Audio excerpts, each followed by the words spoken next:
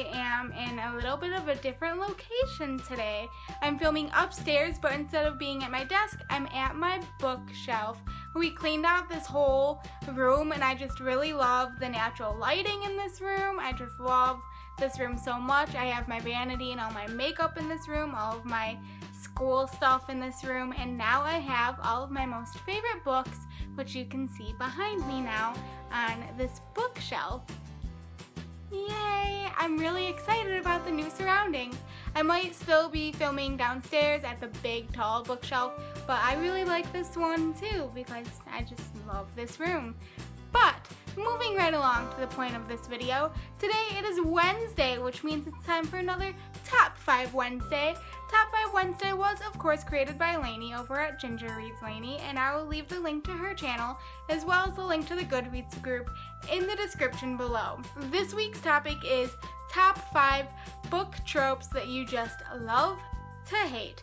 And let me tell you, this one was really hard because I'm pretty oblivious to tropes when they are happening, so this took a lot of thinking and preparation, so let's just jump right in. These are in no particular order, but number 5 on my list is female main characters that exist solely to be kick-ass characters.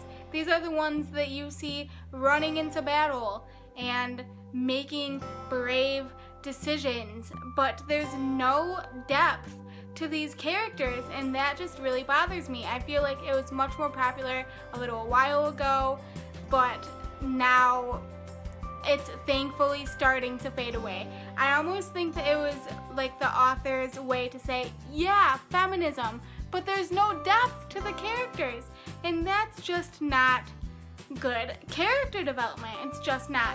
Some examples of these books are Katniss in the Hunger Games, Triss in the Divergent series, and I was thinking it's kind of like Farrah in ACOTAR or A Court of Thorns and Roses. Number 4 on my list is Insta Love. I insta-hate when that happens in stories, and I don't think that I need to really go too much into detail. It's obviously when characters fall immediately in love right after they meet each other, and it's usually not like the most healthy of relationships either within the book. And some examples of this are Farrah in ACOTAR, Court of Thorns and Roses.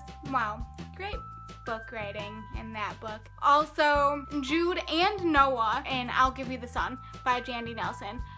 Granted, Noah's relationship was a little bit better as the book went on, but I don't think that Jude's was at all. Also, Cassie, I think that's her name, Cassie from The Fifth Wave by Rick Yancey.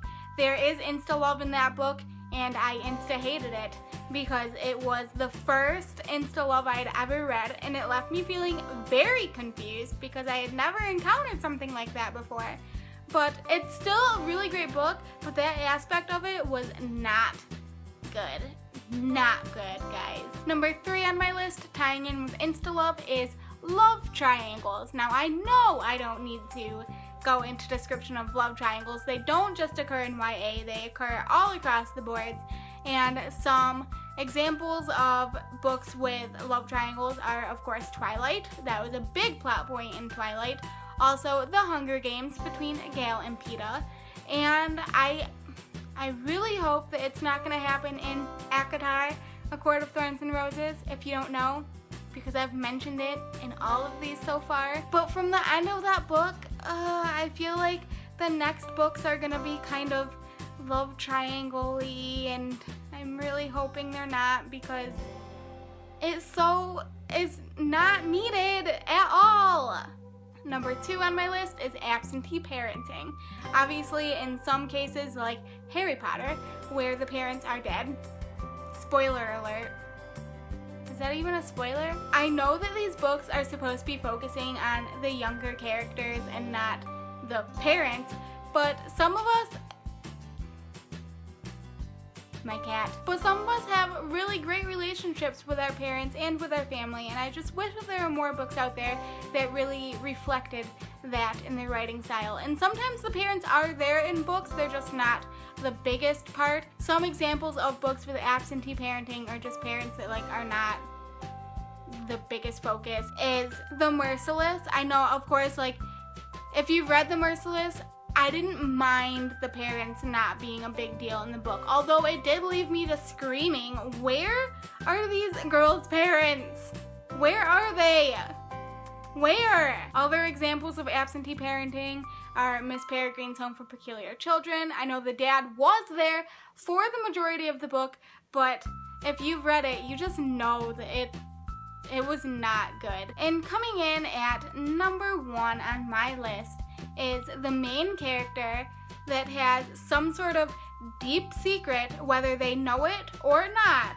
And once it is revealed in the book, it's a complete game changer. This one happens a lot too, and it's not just in YA. I actually don't mind this one as much if it's done well. If it's done poorly and you figure it out before the big reveal, then it's kind of like, what's the big deal, man? The secret usually comes out in the end of the first book, or, you know, somewhere in the middle if it's a standalone, maybe sometimes in the middle of the series, but usually for the most part it's like towards the end of the first book.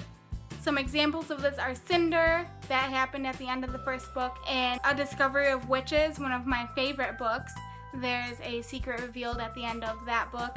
Other ones that happen later on in the series, in Harry Potter, the secret is revealed in the 7th book. Alright, that is my top 5 book character tropes that I love to hate. Let me know what tropes you love to hate down in the comments below. Thank you guys so much for watching, and I'll see you in my next video. Bye!